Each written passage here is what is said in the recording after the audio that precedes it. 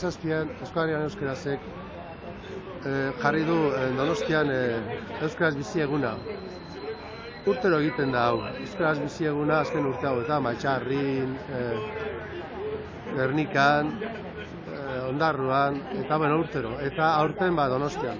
Importantea da Donostia delako hiriburua, eta gainera da Euskal Herriko hiriburu euskaldunena. Orduan, momentu honetan, egoera abagune importantea daukago, egoera oso ona dugu, aurrera pausoak emateko gure hizkuntzaren normalizazioan.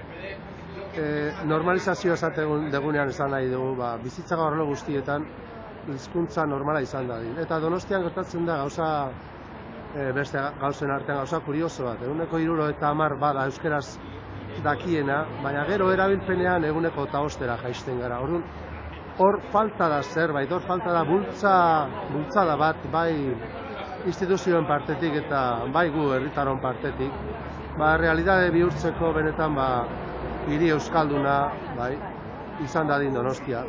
Eta horrela, eredua izango da Euskal Herriko beste hiriburu guztientzako, eta pentsatzen dugu importantea dela parte hartzea gauzak normaltzen joan daitezen eta ez dadin atzera pausurik eman Nafarroan gertatzen ari den bezala baizik eta aurrera egin dezagun.